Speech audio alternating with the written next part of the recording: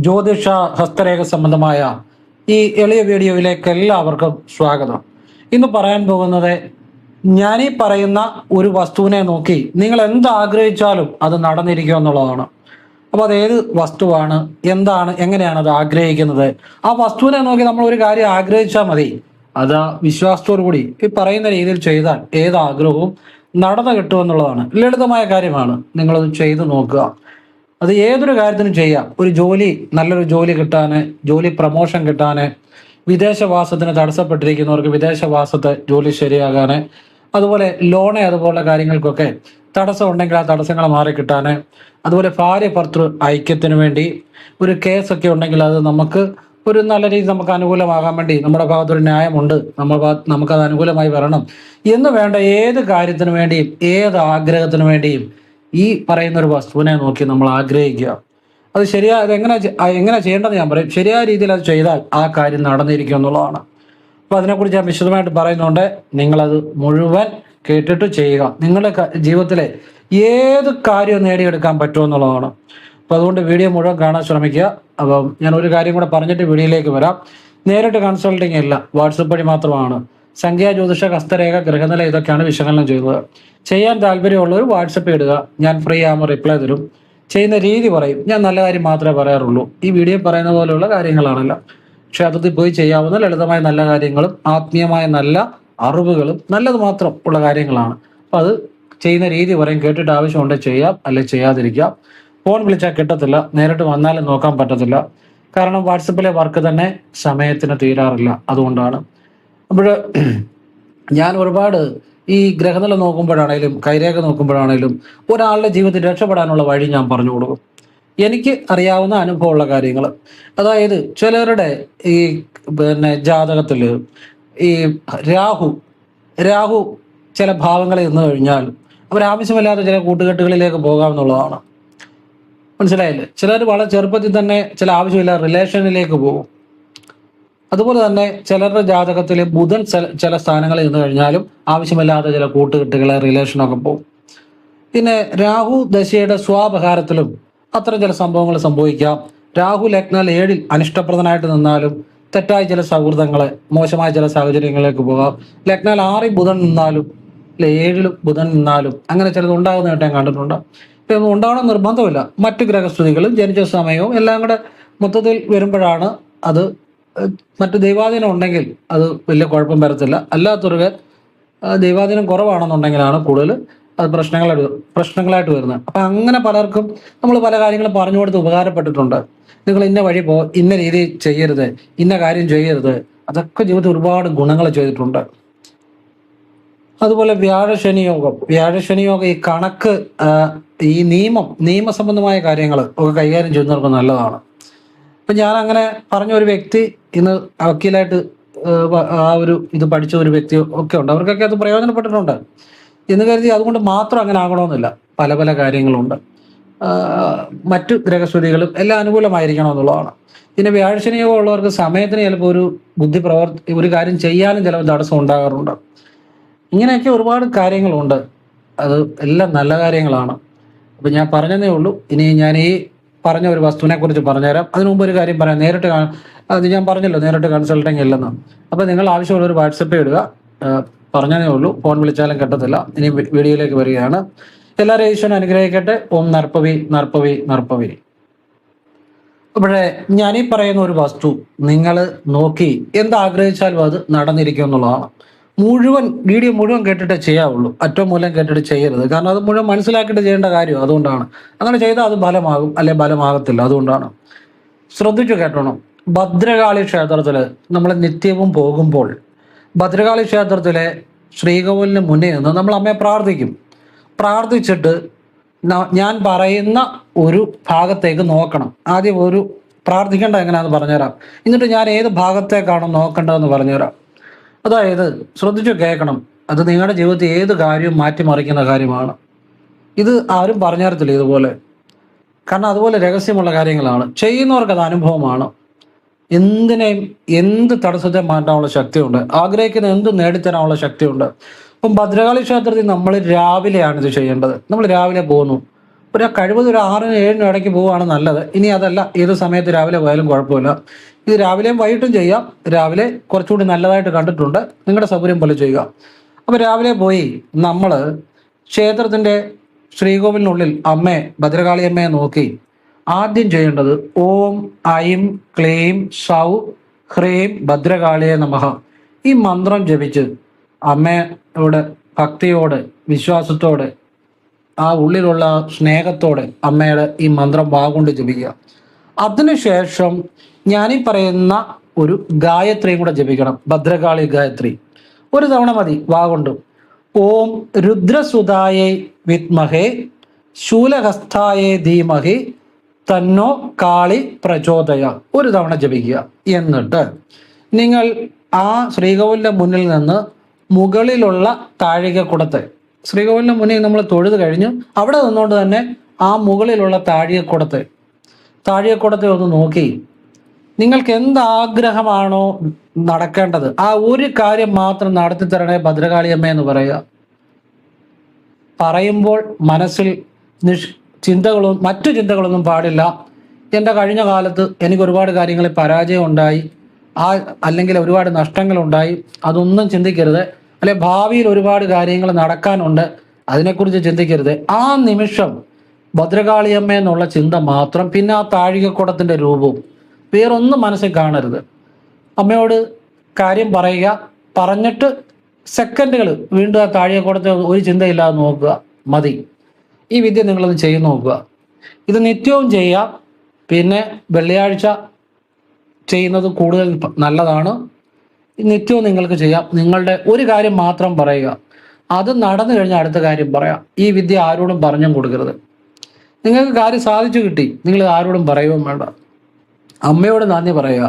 പിന്നെ ദിവസവും അമ്മയ്ക്ക് ഒരു നെയ്വിളക്ക് കൂടെ കൊടുക്കണം. നെയ്വിളക്ക് കൊടുത്തിട്ടേ ഇത് ചെയ്യാവുള്ളൂ. നെയ്വിളക്ക് കൊടുത്തിട്ട് ക്ഷേത്രത്തിൽ കിട്ടുന്ന 15-20 രൂപയുടെ നെയ്വിളക്ക്, അല്ലെങ്കിൽ നിങ്ങൾ ഒരു അല്പം നെയ്യ് മേടിച്ചുകൊണ്ട് പോയി സമർപ്പിക്കുക.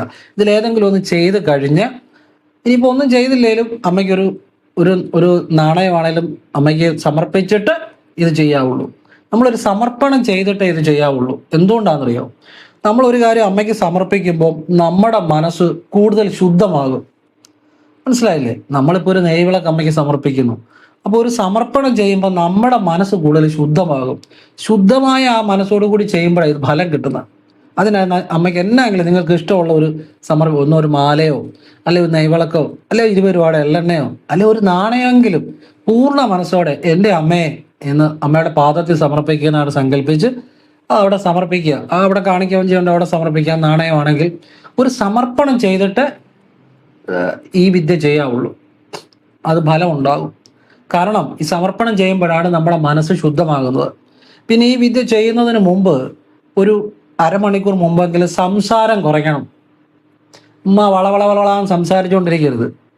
മനസ്സിലായില്ലേ? നമ്മൾ ഈ വിദ്യ ചെയ്യുന്നതിൻ്റെ ഒരു അരമണിക്കൂർ മുമ്പ് സംസാരം അങ്ങ് കുറയ്ക്കുക. കഴിവതും കുറച്ച് സംസാരിക്കുക. അത്യാവശ്യത്തിന് വല്ലതും സംസാരിക്കുക. നമ്മുടെ ഒരു സിനിമയ്ക്കകത്ത് KPS ലളിത ഉണ്ടല്ലോ, ഒരു ഇന്നസെൻ്റ് KPS ലളിതയോട് ആരാണ്ട് ചോദിക്കുമ്പം പുള്ളിക്കാരി ഇങ്ങനെ പിടിച്ചു കാണിച്ചു തരും എന്ന് പറഞ്ഞാൽ അങ്ങനെ ചെയ്യണമെന്നല്ല ഞാൻ പറഞ്ഞത്. നമ്മൾ അത്യാവശ്യം സംസാരിക്കുക, സംസാരം കുറയ്ക്കുക, കഴിവതും കുറയ്ക്കുക. അതിന് ശക്തിയുണ്ട്. ഒരല്പം ഈ വിദ്യ ചെയ്യുന്നതിന് മുമ്പ് ഒരു അരമണിക്കൂർ മുമ്പെങ്കിലും അല്പം മൗനം ഉണ്ടാകുന്നത് ഈ വിദ്യ കറക്റ്റ് ഫലം ഉണ്ടാകും. അതുകൊണ്ട് സംസാരം കഴിവതും അരമണിക്കൂർ മുമ്പെങ്കിലും കുറയ്ക്കണം. അത്യാവശ്യം വേണമെങ്കിൽ എന്തെങ്കിലും മറുപടി പറയാം, അതിൽ തെറ്റില്ല. മനസ്സിലായില്ലേ? അല്ലെ KPS ചെയ്യുന്ന പോലെ ഇങ്ങനെ കാണിക്കുന്ന ആ ഒരു രീതി ആയി പോകരുത്. നമ്മളൊന്നും ചെയ്യുന്നത് കോമഡി ആയി പോകരുത്. അത്യാവശ്യം ആരെങ്കിലും ചോദിച്ചാലെങ്കിലും കാര്യം പറയാൻ തെറ്റില്ല. പക്ഷെ കഴിവതും മൗനത്തിൽ ഇരിക്കണം. ഒരു അരമണിക്കൂർ മുമ്പെങ്കിലും മൗനം പാലിക്കണം. എന്നിട്ട് ഈ വിദ്യ ചെയ്യണം. കാരണം ഈ മൗനത്തിന് ഒരുപാട് ശക്തിയുണ്ട്. നമ്മുടെ ആ ഉള്ളിലെ മൗനമാണ് നമ്മൾ ഈശ്വരനോട് സംസാരിക്കുന്ന ഭാഷ. മൗനമാണ് ഈശ്വരനോട് സംസാരിക്കുന്ന ഭാഷ. മനസ്സിലാകുന്നുണ്ടോ? മൗനത്തിന് ഒരുപാട് ശക്തിയുണ്ട്. നിങ്ങളുടെ ജീവിതത്തിൽ എന്തെങ്കിലും ഒരു കാര്യം, ഒരു വസ്തു വാങ്ങാൻ പോകുന്നു, അല്ലെ എന്തെങ്കിലും ഒരു കാര്യം നടക്കുന്നു, ഒരാഴ്ച മുമ്പേ കുറച്ച് മൗനത്തിലിരിക്കാൻ കുറച്ച് പഠിക്കുക. ആ കാര്യം ഭംഗിയായിട്ട് നടത്തിയെടുക്കാൻ പറ്റും. ഈ മൗനത്തിന് ചില ശക്തിയുണ്ട്. ഏത് കാര്യം നടക്കുന്നതിന് മുമ്പ് മൗനത്തിൽ ഇരുന്ന് കഴിഞ്ഞാൽ അതൊരാഴ്ച മുമ്പ് തൊട്ടേ നിങ്ങൾ മൗനം പാലിക്കണം. വെച്ചാൽ മുഴുവൻ നേരം മൗനത്തിൽ ഇരിക്കണമെന്നില്ല. ആരെങ്കിലും ചോദിച്ചാൽ മറുപടിയൊക്കെ പറയണം. അത്യാവശ്യം കുറച്ച് സംസാരം കുറച്ച് മൗനത്തിൽ ഇരിക്കാൻ പഠിക്കണം. മൗനത്തിൽ ഇരുന്ന് ഈ മൗനത്തിന് അങ്ങനെ ഭയങ്കര ശക്തിയുണ്ട്. ആ കാര്യം നേടിയെടുക്കാൻ പറ്റും. സത്യമായ കാര്യമാണ് ഞാൻ പറയുന്നത്. അപ്പൊ നിങ്ങൾ ഈ താഴികക്കുടത്തെ നോക്കി പ്രാർത്ഥിക്കുന്നതിന് അരമണിക്കൂർ മുമ്പെങ്കിലും സംസാരം കുറയ്ക്കുക. പിന്നെ ക്ഷേത്രത്തിൽ വന്ന് അമ്മയ്ക്ക് എന്നാണെങ്കിലും സമർപ്പിക്കണം. ഒരു നാണയമാണെങ്കിലും സമർപ്പിച്ചാൽ മതി. അല്ലെ ഒരു നെയ്വിളക്ക് സമർപ്പിക്കുക, അല്ലെ ഒരു നാരങ്ങാമാലയോ അല്ലെ ഒരു ചെമ്പരത്തിമാലയോ നിങ്ങൾക്ക് ഇഷ്ടമുള്ള എന്ത് വേണമെങ്കിലും സമർപ്പിക്കുക. സമർപ്പിക്കുമ്പോൾ അമ്മയുടെ പാദത്തിൽ സമർപ്പിക്കുന്നതായിട്ട് സങ്കല്പിച്ച് സമർപ്പിക്കുക. എന്നിട്ട് ഈ ഭദ്രകാളിയുടെ മൂലമന്ത്രം ജപിച്ചിട്ട് ഭദ്രകാളി ഗായത്രി ജപിക്കണം. മൂലമന്ത്രം ഓം ഐം ക്ലീം സൗ ഹ്രീം ഭദ്രകാളിയെ നമഃ. ഇത് ജപിച്ചു കഴിഞ്ഞ് ഭദ്രകാളിയുടെ ഗായത്രി ഓം രുദ്രസുതായേ വിദ്മഹേ ശൂലഹസ്ഥായേ ധീമഹി തന്നോ കാളി പ്രചോദയ. എന്നിട്ട് താഴെക്കൂടത്തെ നോക്കി നിങ്ങൾക്ക് വേണ്ട ആഗ്രഹം അത് നടത്തി തരണമെന്ന് അമ്മയോട് പറയുക. പറഞ്ഞു കഴിഞ്ഞ് പിന്നെ അതേക്കുറിച്ച് ചിന്തിക്കേണ്ട. താഴെക്കൂടത്തെ അല്പനേരം ഒരു സെക്കൻഡുകൾ നോക്കുക, പിന്നെ അതേക്കുറിച്ച് ചിന്തിക്കുകയോ വേണ്ട. അപ്പൊ ഇതിൻ്റെ അകത്ത് ഒരു രഹസ്യം എന്താണെന്ന് ചോദിച്ചു കഴിഞ്ഞാൽ, നമ്മൾ താഴെക്കൂടത്തെ നോക്കുമ്പം നമ്മളുടെ കണ്ണുകൾ ഈ ശിരസ് അല്പം മുകളിലോട്ട് ഉയരുമ്പോൾ നമ്മുടെ ഈ ആജ്ഞയിൽ പുരികമധ്യത്തിൽ ആജ്ഞയിൽ അതിൻ്റെ ഒരു എഫക്റ്റ് ഉണ്ടാവും. ഈ ആജ്ഞയിലാണ് എല്ലാ രഹസ്യവും ഇരിക്കുന്നത്. അത് പ്രപഞ്ചബോധവുമായി കണക്ട് ചെയ്ത് നമ്മുടെ ആഗ്രഹം നടക്കും എന്നുള്ളതാണ് അതിൻ്റെ രഹസ്യം. ഒന്ന്. രണ്ട്, ഈ ഭദ്രകാളി ക്ഷേത്രത്തിലെ ആ താഴെക്കൂടം എന്ന് പറയുമ്പോൾ അത് അമ്മയുടെ ആ പ്രപഞ്ച ഊർജം ആ അമ്മയുടെ ബിംബത്തിലേക്ക് പ്രസരിക്കുന്നത് ഈ താഴെക്കൂടത്തിലൂടെയാണ്. ആ പ്രപഞ്ച ഊർജം ആ ശ്രീകോവിനുള്ളിലേക്ക് പ്രസരിക്കുന്നത്. അപ്പോൾ അതൊരു ഊർജത്തിൻ്റെ ഒരു ചൈതന്യവത്തായ ഊർജത്തിൻ്റെ ഒരു ഭാഗം തന്നെയാണത്. അപ്പം നമ്മളുടെ ഉള്ളിലെ ആ ഊർജത്തെ കൂടുതൽ പ്രൊജക്റ്റ് ചെയ്യാൻ, കൂടുതൽ പവർഫുൾ ആക്കാനും ഈ താഴെക്കൂടത്തെ നോക്കിയുള്ള പ്രാർത്ഥനയ്ക്ക് പറ്റുമെന്നുള്ളതാണ്. അതാണ് അതിൻ്റെ രഹസ്യം. ഇത് മനസ്സിലാക്കിയിട്ട് ചെയ്താലാണ് ഫലം ഉണ്ടാകുന്നത്. അതുകൊണ്ടാണ് വീഡിയോ മുഴുവൻ കാണണമെന്ന് പറഞ്ഞത്. നമ്മൾ ഒരു കാര്യം മനസ്സിലാക്കി ഒരു കാര്യം ചെയ്യുന്നതും മനസ്സിലാക്കാതെ ഒരു കാര്യം ചെയ്യുന്നതും രണ്ടും രണ്ട് ഫലമാണ്. ഒരു കാര്യത്തെക്കുറിച്ച് മനസ്സിലാക്കി ചെയ്യുമ്പോൾ നമുക്കത് നമ്മളുടെ മനസ്സ് അത് ബോധ്യപ്പെടും. അപ്പോഴാണ് നമ്മളത് നന്നായിട്ട് ചെയ്യാൻ പറ്റും. മനസ്സിലാക്കാതെ ചെയ്താൽ നമ്മളുടെ മനസ്സിനൊരു ബോധ്യം വന്നില്ലെങ്കിൽ അത് അത്ര ഫലവത്താകണമെന്നില്ല. അതുകൊണ്ടാണ് ഏത് കാര്യവും മനസ്സിലാക്കി ചെയ്യണമെന്ന് പറഞ്ഞ്. അപ്പോൾ ഇങ്ങനെ നിങ്ങൾ ചെയ്ത് നോക്കുക. അമ്മ സർവ കാര്യങ്ങളും നിങ്ങൾക്ക് നടത്തി തരും എന്നുള്ളതാണ്. നിങ്ങളുടെ ഏത് ആഗ്രഹവും നടത്തി തരും. ഏത് തടസ്സങ്ങളും മാറും. നിങ്ങളുടെ ഒരു ജോലി പ്രശ്നമായിക്കോട്ടെ, ലോൺ കിട്ടാനുള്ള തടസ്സമായിക്കോട്ടെ, അല്ലെങ്കിൽ ഭാര്യ ഭർത്തൃ ഐക്യത്തിനുള്ള കാര്യമായിക്കോട്ടെ, വിദേശവാസമായിക്കോട്ടെ, ജോലിയിൽ ഉയർച്ചയായിക്കോട്ടെ, വിജയമായിക്കോട്ടെ, എന്ത് പ്രശ്നത്തിനും ഭദ്രകാളിയുടെ കയ്യിൽ പരിഹാരമുണ്ട് എന്നുള്ളതാണ്. എന്ത് പ്രശ്നത്തിനും പെട്ടെന്ന് സെക്കൻഡുകൾ വെച്ചാൽ അവിടെ നിന്ന് പരിഹാരം വരുന്നത്. നിങ്ങൾ വിശ്വസിച്ചാൽ, നിങ്ങൾ ആ സമയത്ത് ചെയ്യുമ്പോൾ പാതി മനസ്സോടെ ചെയ്താൽ ഒരു ഫലവും കിട്ടത്തില്ല. നമ്മളൊരു ഒരു ഒരു ഒരു കുപ്പിക്കകത്താണെങ്കിലും പകുതി വെള്ളം വെച്ച് കഴിഞ്ഞ് വെള്ളം ഒഴിച്ചു കഴിഞ്ഞാൽ ആ കുപ്പിക്കകത്ത് അല്ലെങ്കിൽ നിറഞ്ഞ കുപ്പിക്കകത്ത് വീണ്ടും വെള്ളം ഒഴിച്ചു കഴിഞ്ഞാൽ വെള്ളം തുളുമ്പി പോകത്തേ ഉള്ളൂ. ഒരു കുപ്പി വെള്ളം നിറഞ്ഞിരിക്കുന്ന കുപ്പിക്കകത്തോട്ട് വീണ്ടും വെള്ളം ഒഴിച്ചാൽ അത് തുളുമ്പി പോകത്തേ ഉള്ളൂ. എന്ന് പറഞ്ഞാൽ നമ്മുടെ മനസ്സിൽ ചിന്തകളുണ്ടെങ്കിൽ, മനസ്സിൽ സംശയങ്ങളുണ്ടെങ്കിൽ നമ്മൾ എന്ത് പ്രാർത്ഥന ചെയ്താലും അത് ഫലം കിട്ടത്തില്ല. അതുകൊണ്ടാണ് പറഞ്ഞത് ശുദ്ധമായ മനസ്സോടുകൂടി നമ്മൾ മറ്റൊരു ചിന്തയില്ലാതെ അമ്മയോടുള്ള നമ്മുടെ പ്രാർത്ഥന മാത്രം, നമുക്ക് നടക്കേണ്ട ഒരു കാര്യം മാത്രം പ്രാർത്ഥിക്കുക എന്നുള്ളതാണ്. പിന്നെ ഗായത്രി മന്ത്രങ്ങൾക്ക് പ്രത്യേക ശക്തിയുണ്ട്. ഞാനത് പലപ്പോഴും വീഡിയോ പറഞ്ഞിട്ടുണ്ട്, എങ്കിലും പലർക്കും ഇതിനെക്കുറിച്ച് അറിയത്തില്ല. നമ്മളൊരു ഗായത്രി മന്ത്രം എങ്ങനെ നമുക്ക് ഫലപ്രദമാക്കി എടുക്കാം എന്നുള്ളത് ഞാൻ പറഞ്ഞുതരാം. അതായത് നമ്മൾ ആദ്യം എല്ലാ ദേവതകൾക്കും ഗായത്രി മന്ത്രമുണ്ട്. ഭദ്രകാളിക്കായിക്കോട്ടെ, ശിവനായിക്കോട്ടെ, മുരുകനായിക്കോട്ടെ, അയ്യപ്പനായിക്കോട്ടെ, ഏത് ദേവതകൾക്കും ഗായത്രി മന്ത്രമുണ്ട്. അല്ലാതെ സൂര്യഗായത്രി ഉണ്ട്.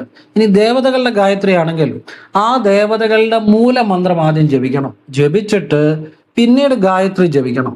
അതെല്ലാം വാ കൊണ്ടാണ് ജപിക്കേണ്ടത്. പിന്നെ ഗായത്രി മാത്രം മനസ്സിൽ ജപിച്ചുകൊണ്ടിരിക്കണം. അതായത് ഗാനം ചെയ്യുന്നവനെ ത്രാണനം ചെയ്യുന്നതാണ് ഗായത്രി, ജപിക്കുന്നവനെ സംരക്ഷിക്കുന്നതാണ് ഗായത്രി. അപ്പൊ ആദ്യം ഒരു തവണ വാ കൊണ്ട് ആ ദേവതയുടെ മൂലമന്ത്രം ജപിക്കണം. ജപിച്ചിട്ട് ആ ദേവതയുടെ ഗായത്രി വാ കൊണ്ട് ഒരു തവണ ജപിക്കുക, അല്ലെ 108 തവണ ജപിക്കുക, നിങ്ങളുടെ ഇഷ്ടം. എന്തായാലും ഒരു തവണയോ 108 തവണയോ വാ കൊണ്ട് ജപിക്കുക ഗായത്രി. ഒരു തവണ ജപിച്ചാലും നല്ല ഭക്തിയോടെ ജപിച്ചാൽ അത് ഫലമാണ്. അല്ലെങ്കിൽ 108 തവണ നിങ്ങൾക്ക് ഇഷ്ടമുള്ള പോലെ ജപിക്കാം. നമുക്ക് മനസ്സിന് ഏകാഗ്രതയില്ല, 108 അല്ല 1008 ചെയ്താലും അത് ഫലമാകണമെന്നില്ല. മനഃശുദ്ധിയോട് ഒരു തവണ ജപിച്ചാലും ഫലമാണ്. വാഗോണ്ട് ജപിക്കുക. എന്നിട്ടും മനസ്സിലാണ് പിന്നെ ഗായത്രി ആവർത്തിക്കേണ്ടത്. നമ്മൾ വെറുതെ ഇരിക്കുമ്പോഴൊക്കെ വെച്ചാൽ ജോലിക്കടയിലോ റോഡ് ക്രോസ് ചെയ്യുമ്പോഴോ വണ്ടി ഇരുന്നൊന്നും ചെയ്യരുത്. ഫ്രീ ആയിട്ടിരിക്കുമ്പോഴൊക്കെ ഈ ഗായത്രി ആവർത്തിക്കണം മനസ്സിൽ. അപ്പോൾ ആ ദേവതയുടെ മൂലമന്ത്രം ജപിക്കുമ്പോൾ ആ ദേവതയുമായിട്ട് കണക്റ്റ് ആവും. പിന്നെ ഗായത്രി ജപിക്കുമ്പോൾ ആ ദേവതയുടെ ആ ഒരു അനുഗ്രഹം, ആ ദേവതയുടെ ഒരു ഊർജ്ജതലത്തിലുള്ള ഒരു നല്ല രീതിയിലുള്ള കണക്ഷൻ നമ്മളിലേക്ക് വരും. ആ ഗായത്രിയാണ് നമ്മളെ കൂടുതൽ ആ ദേവതയായിട്ട് അടുപ്പിക്കുന്നത്. ഇതാണ് ഗായത്രിയുടെ രഹസ്യം. മനസ്സിലാവുന്നുണ്ടോ? ഗായത്രി രാവിലെ ജപിക്കുന്നവരുണ്ട്, വൈകിട്ട് ജപിക്കുന്നവരുണ്ട്. എൻ്റെ അഭിപ്രായത്തിൽ രാവിലെ ജപിക്കുന്നത് കുറച്ചുകൂടി നല്ലതായിട്ടാണ് എനിക്ക് അനുഭവപ്പെട്ടിരിക്കുന്നത്. അതെൻ്റെ അനുഭവം ഞാൻ പറഞ്ഞ, നിങ്ങൾക്ക് ഇഷ്ടമുള്ള പോലെ ചെയ്യാം. ഇനി ഗായത്രി ക്ഷേത്രത്തിൽ നിന്നുകൊണ്ട് ജപിച്ചാൽ 4 ടൈംസ് 4 ഇരട്ടി ഫലമാണ്. 4 ഇരട്ടി ഫലമാണ് ഗായത്രി മന്ത്രം ക്ഷേത്രത്തിൽ നിന്നുകൊണ്ട് ജപിച്ചാൽ. അതുകൊണ്ടാണ് ഈ ഭദ്രകാളിയുടെ ഗായത്രി ക്ഷേത്രത്തിൽ നിന്ന് ജപിക്കുന്ന വിദ്യ നിങ്ങൾക്ക് പറഞ്ഞു തന്നെ. 4 ഇരട്ടി ഫലമാണ്. ഈ 2 ഇരട്ടി എന്ന് തന്നെ അത്ഭുതങ്ങളാണ്. 2 ഇരട്ടി ഒരു കാര്യത്തിന് ഇരട്ടി എന്ന് തന്നെ പറയുന്നത് അത്ഭുതങ്ങൾ സൃഷ്ടിക്കും. ഇത് 4 ഇരട്ടിയാണ് ഫലം. 4 ടൈംസ് 4 ഇരട്ടി. മനസ്സിലാവുന്നുണ്ടോ? ഇതാണ് ഗായത്രിയുടെ ഒരു ചില രഹസ്യങ്ങൾ. പിന്നെ നമ്മൾ ഏത് ഗായത്രി ജപിച്ചാലും ഇങ്ങനെ മനസ്സിൽ ചിന്തിച്ചുകൊണ്ട് ജപിക്കണം. ഞാൻ പറയുന്ന രീതിയിൽ നമ്മളിപ്പോൾ ഭദ്രകാളിയെ ജപിക്കണമെങ്കിൽ ഈ ഭദ്രകാളിയിൽ തന്നെയാണ് ഈ പ്രപഞ്ചം മുഴുവൻ. ഈ പ്രപഞ്ചത്തിൽ എല്ലാത്തിലും ഭദ്രകാളിയുണ്ട്, ഭദ്രകാളിയിൽ ഈ പ്രപഞ്ചം മുഴുവനുണ്ട് എന്ന് സങ്കല്പിച്ച് ഗായത്രി ജപിക്കണം. അതായത് ഭദ്രകാളിയിൽ, ഇപ്പോൾ ഭദ്രകാളി ആയിക്കോട്ടെ, കൃഷ്ണ ആയിക്കോട്ടെ, ശിവനായിക്കോട്ടെ, ഏത് ദേവതയുടെ ഗായത്രി ജപിച്ചാലും ആ ദേവതയിൽ എല്ലാമുണ്ട്. ഈ പ്രപഞ്ചത്തിലെല്ലാം ആ ദേവതയിലാണ്. അതുപോലെ ആ ദേവത പ്രപഞ്ചത്തിൽ എല്ലാത്തിലും ഉണ്ട്. ഒന്നിലെല്ലാം ഉണ്ട്, എല്ലാത്തിലും ഒന്നും ഉണ്ട്. അങ്ങനെ ചിന്തിച്ച് വേണം ഗായത്രി ജപിക്കാൻ.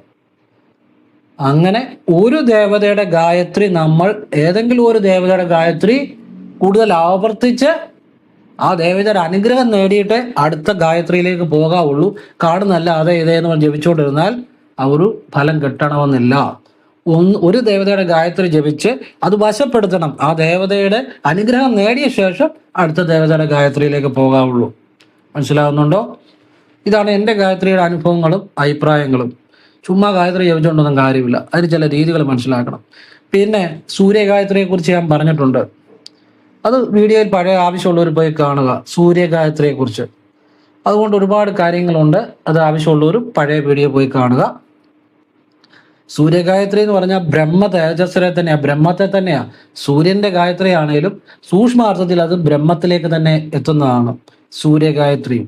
ഓം ഭൂർഭുവസ്വ തത് സവിതൂർവരേണ്യം ഭർഗോ ദേവസ്യ ധീമഹി ധിയോ യോന പ്രചോദയാത് എന്ന് വെച്ച് കഴിഞ്ഞാൽ ഭൂമിയും ആകാശവും സ്വർഗവും എല്ലാം നിറഞ്ഞു നിൽക്കുന്ന ആ ഒരു തേജസ്സിനെ, ആ തേജസ് എൻ്റെ ബുദ്ധിയെയും പ്രചോദിപ്പിക്കണേ എന്നാണ് പറയുന്നത്.